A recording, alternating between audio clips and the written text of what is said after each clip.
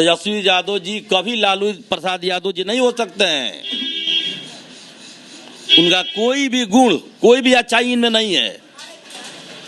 अन्ना कभी मुख्यमंत्री हो सकते हैं, मुख्यमंत्री भी नहीं हो सकते, नहीं हो सकते हैं। A to Z जब बनाए हैं तो देखे नहीं है, कुर्नी और गोपालगंज A to Z न है। सासाराम और बिहार शरीफ में जो नंगा नाच हुआ, हमारी मस्जिदें तोड़ी गई, माइनॉरिटी के लोगों पर जुल्म ढाया गया, मदरसों में आग लगाई गई, किताबें जला दी गई, लेकिन हमारे नेता तेजस्वी यादव जी बिल्कुल खामोश। एक बयान तक आप नहीं दे सकते हैं। जो लोग आपके रीढ़ हैं, आपके पार्टी के रीढ़ हैं, माइनॉरिटी के लोगों के लिए, दलित लोगों के लिए, पिछड़े लोगों के लिए अलग कानून और आनंद मोहन जी के लिए अलग कानून। दो तरह का कानून, हमारे लिए अलग कानून रहेगा, किसी दूसरे के लिए दूसरा कानून हो जाएगा।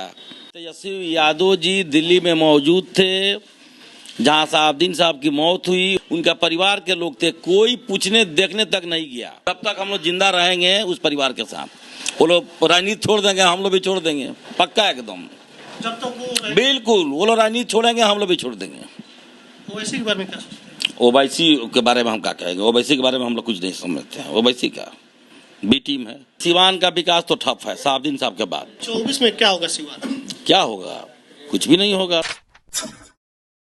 हमारे साथ है साहबुद्दीन साहब परिवार से करीब, ओसामा साहब के करीबी और रघुनाथपुर से विधायक के चुनाव लड़ चुके हामिद रजा खान उर्फ डब्लू खान से जानेंगे कि एक तरफ नीतीश कुमार का ये स्टेटमेंट कि किसी को न फंसाते हैं न बचाते हैं, और दूसरी तरफ साहबुद्दीन साहब के जमानत के खिलाफ सुप्रीम कोर्ट पहुंच जाना और आनंद मोहन के लिए कानून को खत्म कर देना, किस नजर से देख रहे हैं?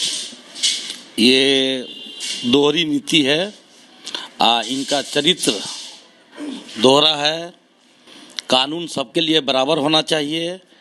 आपने जो पूछा कि साहबुद्दीन साहब के लिए खिलाफ जब उनका जमानत हुआ था, उस समय भी गठबंधन की ही सरकार थी, नीतीश जी मुख्यमंत्री थे, डिप्टी सीएम तेजस्वी यादव जी थे। उस समय माहौल एक क्रिएट करके कि इनके निकलने से विधि व्यवस्था को खतरा है, जबकि ये फर्जी झूठा बात, बिल्कुल फर्जी बात था। क्योंकि साहबुद्दीन साहब के निकलने से पूरे बिहार में उमंग था, युवाओं में, दलितों में, नौजवानों में, गरीब तबका में, माइनॉरिटी के लोगों में एक उमंग जगह था, जिसको देखकर ये लोग घबरा गए और उसके खिलाफ इन लोगों ने यहाँ के तत्कालीन डीएम और एसपी से रिपोर्ट मांगा कि सिवान का विधि व्यवस्था भंग हो सकता है।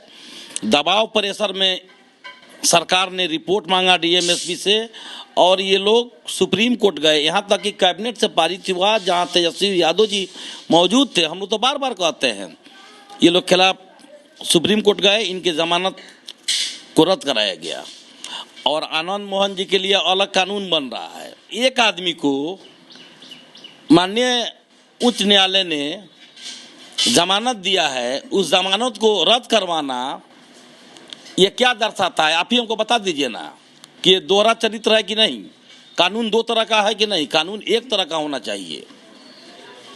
तो माइनॉरिटी के लोगों के लिए, दलित लोगों के लिए, पिछड़े लोगों के लिए अलग कानून और आनंद मोहन जी के लिए अलग कानून खत्म कर दिया गया, जिसमें किसी भी ऑन ड्यूटी अधिकारी को मारने पर विशेष कार्रवाई होता था, उसको खत्म करके बाहर निकालने की। अब देखिए, उस पर हम लोग बहुत कुछ नहीं कहेंगे, लेकिन हम लोग को याद है कि जी कृष्णैया जी का जो हत्या हुआ था, एक दलित समाज से आते थे, गोपालगंज के तत्कालीन डीएम थे। हम लोग को हर चीज याद है। तो आपके नेता के साथ जो सरकार ने किया, उससे आप लोग नाराज हैं? जो अभी हो रहा है बिल्कुल गलत, एकदम नाराजगी का बात ही है, सरासर गलत हो रहा है। दो तरह का कानून, हमारे लिए अलग कानून रहेगा, किसी दूसरे के लिए दूसरा कानून हो जाएगा। उस समय सरकार माना जाता है कि आप ही लोगों की थी, जिसके लिए साहबुद्दीन साहब ने पूरी जिंदगी लगा दी, मरते दम तक उन्होंने राजद का साथ नहीं छोड़ा था। देखिए, लालू यादव के बाद अगर मेरे पार्टी के लिए, आरजेडी के लिए कोई कुर्बानी दिया तो लालू जी के बाद वो साहबुद्दीन साहब, उनका परिवार है। बार बार हम इस बात को कहते हैं, लेकिन उनके साथ पार्टी ने कभी न्याय नहीं किया, हमेशा अन्याय। नीतीश जी जब हुकूमत में आए 2005 में, तो एक बात वो कह रहे थे उनके पार्टी के लोग भी कहते थे कि जितने भी इन पर केसेस थे वो सारे आरजेडी सरकार के ही देन थे। सब बात तो छोड़िए, सारे लोग जानते हैं, लेकिन बैठिए, वो सारे लोग जानते हैं कि तेजस्वी यादव जी दिल्ली में मौजूद थे, जहां साहबुद्दीन साहब की मौत हुई, वहाँ से 3-4 किलो दीनदयाल उपाध्याय अस्पताल से ये 5 किलोमीटर के दूरी पे थे, लेकिन नहीं गए। उनका परिवार के लोग थे, कोई पूछने देखने तक नहीं गया। तो ये सारी चीज़ें जनता के सामने है, हम लोग तो देख ही रहे हैं, सब समझ रहे हैं। जनता वक्त आने पर जनता इंसाफ करेगी। सवाल ये पूछा जाता है डब्लू जी कि अभी 2020 के चुनाव में आप लोगों ने 8 विधानसभा में 6 जीता करके राजद को दे दिया, एमएलसी भी आपने जिताया महागठबंधन को, फिर भी नाराजगी किस बात को लेकर के है? राजद आखिर क्यों खफा है साहबुद्दीन परिवार से? राजद साहबुद्दीन परिवार से राजद के कार्यकर्ता कहाँ खफा है? कुछ लोग हैं जो नहीं चाह रहे हैं कि हेना साहब, ओसामा साहब इस पार्टी में रहें, चूंकि ये मजबूत लोग हैं, इनके पीछे जनता है। तो मजबूत आदमी को कोई थोड़े ही पसंद करता है। जो लोग आज इधर कल उधर घूमने वाले लोग हैं, वो लोग थोड़े चाहेंगे कि जो पार्टी के फाउंडर हैं, अस्थायी लोग हैं, जिनका अब जनता में अपना पकड़ है, वो लोग हैं। बाकी कोई इन लोग से खफा थोड़े है, राजद इनसे थोड़े खफा है। ये कोई है, नाम वक्त आने पर हम लोग नाम रखेंगे, बताएंगे हम लोग जनता को। सिवान से वो लोग हैं या फिर पटना में? देखिए, नहीं, कहीं से पटना के लोग हों या सिवान के लोग हों, कौन है वक्त आने पर खुद साहबुद्दीन साहब का परिवार ही बता देगा कि वो कौन लोग हैं।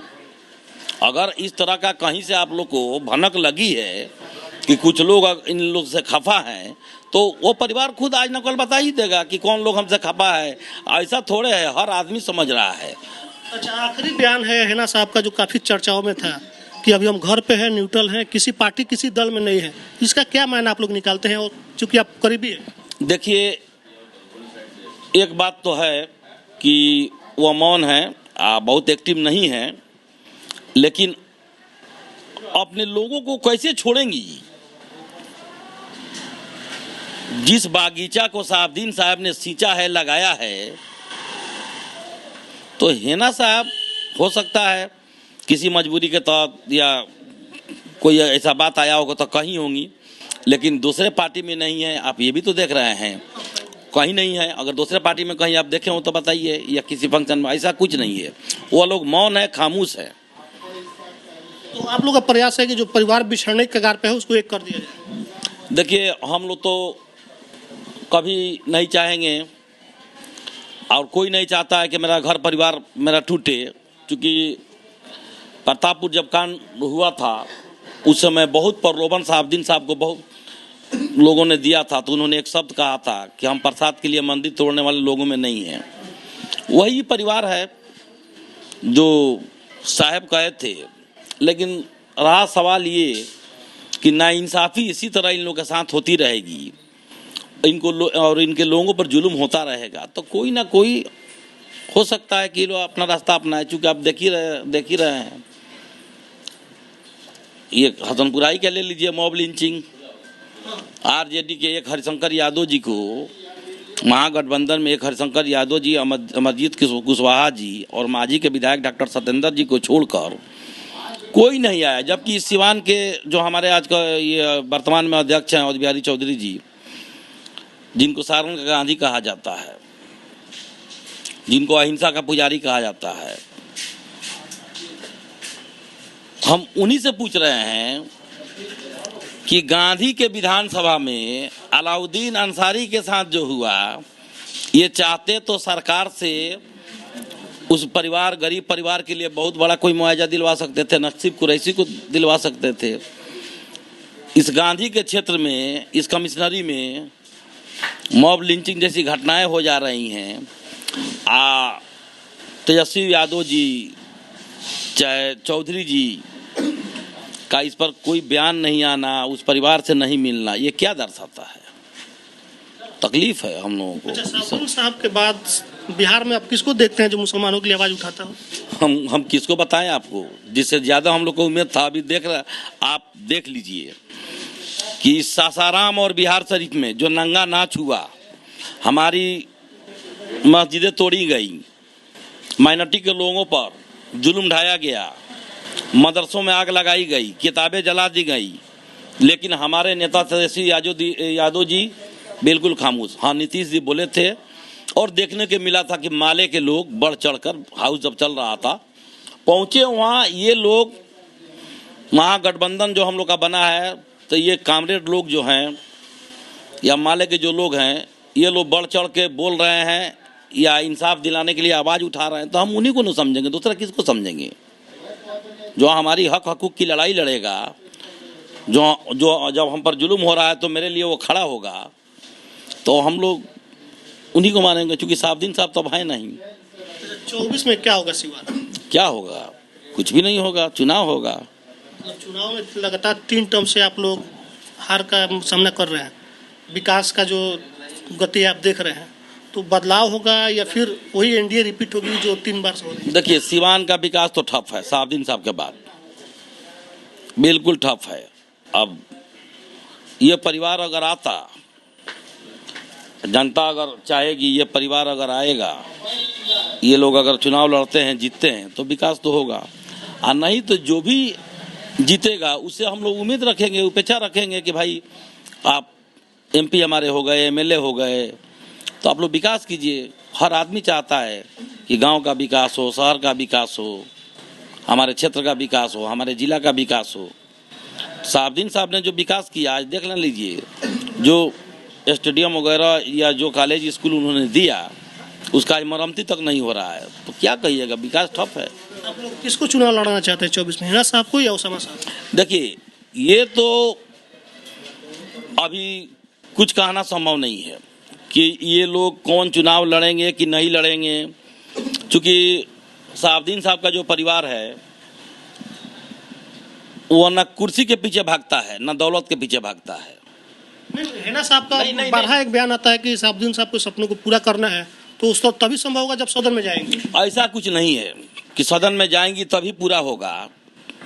साहबुद्दीन साहब ने जब कॉलेज बनाने का, इंजीनियरिंग कॉलेज का शुरू किया, तो बाहर के लोगों से, अपने लोगों से चंदा लेके इंजीनियरिंग कॉलेज का काम शुरू कराया था। तो ऐसा कुछ नहीं है। और वो लोग अगर ठान लेंगे कि सिवान का विकास करना है, ठान लेंगे तो होगा विकास। जो जिस हाल में है उन लोग के साथ रहेगा, जो उनके लोग हैं उनके साथ रहेंगे, कोई भी काम वो लोग कर सकते हैं। मजबूती के साथ है उनके साथ, बिल्कुल साथ।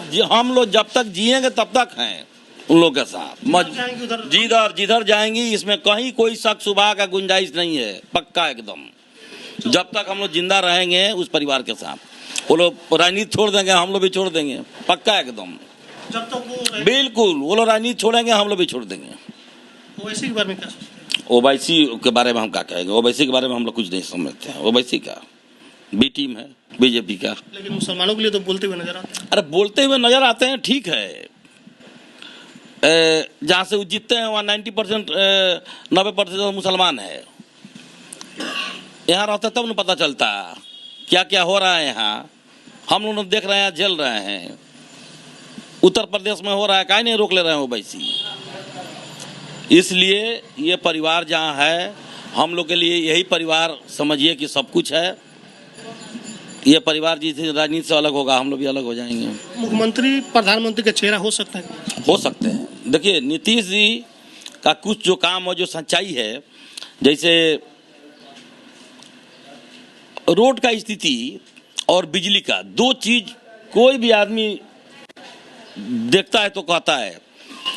पुल का काम, पटना का आप देख लीजिए, जैसे ही हम लोग दीघा पुल से चढ़ते हैं, वहाँ का खूबसूरती देख लीजिए, मालूम होता है कि विदेश में हम लोग हैं। तो काम तो नीतीश जी ने बहुत अच्छा किया है, विकास किया है, इसमें कोई शक की गुंजाइश नहीं है। हमारे मदरसों के लिए काम किया है, माइनॉरिटी के खुशहाली के तरक्की के लिए बहुत सारे नीतीश जी ने काम किया है। इसमें कोई शक नहीं है। ये नहीं कि हम गठबंधन में हम लोग के साथ आए तब किए हैं, इसके पहले भी बीजेपी के साथ थे तभी वो करते थे। भले ही बीजेपी के लोग उनसे नाराज अंदर अंदर होते हों, लेकिन नीतीश जी ने काम किया है, इसमें कहीं कोई शक नहीं है, ना शक की गुंजाइश है। नाराजगी है आनंद मोहन वाली प्रकरण से, तो आनंद मोहन को नहीं, उससे हम लोग को नाराजगी, आनंद मोहन जी के रिहाई से नाराजगी नहीं है। नाराजगी इस बात को लेकर है कि दोहरा चरित्र और दोहरा कानून, इस बात का तकलीफ है और दुख है। गोपालगंज आप लोगों ने महागठबंधन को हरवा दिया। हम लोगों ने गोपालगंज महागठबंधन को हम लोग क्यों हरवाएंगे? आरोप अपने ऊपर हेना साहब नहीं गए। नहीं गई बताइए ना, नहीं पूछा जाएगा तो क्यों जाएंगी? कोई कह देगा छूट भैया नेता तो चल जाएंगी।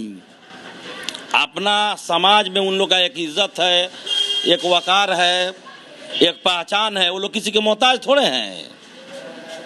ये बात सही है कि नहीं गई हार गया तो दोष उन पर मढ़ा जाएगा। दोष उन पर नहीं मढ़ा जाएगा कि हेना साहब नहीं गई तो हार गए। आप हार गए, आपको जरूरत था, आप बुला के ले जाते। अभी भी नहीं संभलिएगा तो आगे और हारिएगा और नुकसान होगा। संभलने की स्थिति दिख रही है आपको? संभलने की बिल्कुल स्थिति है। तेजस्वी जी का मानसिकता कैसा है और क्या कर रहे हैं वही नहीं जानते हैं कि उनके दिमाग में कौन कौन सा बात आ रहा है। नहीं तो मामला सुधर गया होता। लालू जी और तेजस्वी जी में कितना समानता है? बहुत अंतर है, बहुत। तेजस्वी यादव जी कभी लालू प्रसाद यादव जी नहीं हो सकते हैं। उनका कोई भी गुण, कोई भी अच्छाई इनमें नहीं है। अन्ना कभी मुख्यमंत्री हो सकते हैं, मुख्यमंत्री भी नहीं हो सकते। नहीं हो सकते हैं। हम कह रहे हैं कि नहीं हो सकते हैं। कुछ दिखता है? आप बताइए ना, क्या दिखता है?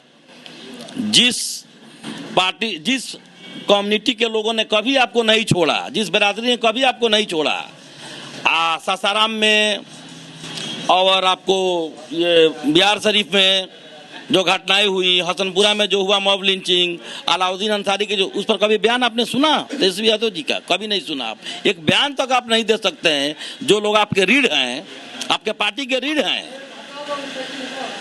अच्छा, MY से A to Z के तरफ वही लेके गए हैं पार्टी को, तो इससे फायदा होगा या नुकसान होगा? तो A to Z जब बनाए हैं तो देखे नहीं है कुर्नी और गोपालगंज A to Z न है। तो हमें आज भुगतना पड़ेगा अगर नहीं। बिल्कुल बिल्कुल, नहीं समझेंगे तो अपना समझेंगे, दूसरा हम लोग क्या कहेंगे। तो हमारे साथ डब्लू खान थे, पूर्व विधायक प्रत्याशी रह चुके हैं और राजद परिवार से, हेना साहब के परिवार से काफ़ी करीबी है। ओसामा साहब के साथ आपको हमेशा दिख जाएंगे। इनका कहना है कि जो आनंद मोहन की रिहाई है उससे हमको दिक्कत नहीं है, लेकिन कानून बदल करके रिहा करना और एक तरफ शहाबुद्दीन साहब के लिए सुप्रीम कोर्ट पहुंच जाना दोहरा चरित्र दिखाता है। और एक नेता के लिए, वो भी वैसे नेता जो ये कहते नजर आते हैं कि हम ना किसी को फंसाते हैं ना बचाते हैं, तो ये दुर्भाग्यपूर्ण है, ये नहीं होना चाहिए। इसको लेकर के इनकी नाराजगी है कि हमारे नेता के खिलाफ ये सुप्रीम कोर्ट पहुंच गए थे और आनंद मोहन के लिए ये बाहर जा रहे हैं। लेकिन आनंद मोहन की रिहाई से इनको दिक्कत नहीं है, दिक्कत है कानून बदल देना, तो इसको लेकर के दिक्कत है। बाकी सिवान की राजनीति और ओसामा साहब, हेना साहब को लेकर के काफ़ी लंबी चर्चा हुई है। आप लोग क्या मानते हैं कि सिवान में क्या होने जा रहा है 2024 में, और जो नाराजगी है जिसके कारण कुर्नी, गोपालगंज और मोकामा में रिजल्ट आप लोगों ने देखा क्या हुआ महागठबंधन के साथ, तो इस पर आप लोग जो भी सोचते हैं प्रतिक्रिया कमेंट बॉक्स में लिखिएगा। फेसबुक पे वीडियो शेयर कीजिएगा, यूट्यूब देख रहे चैनल को सब्सक्राइब कीजिएगा। धन्यवाद।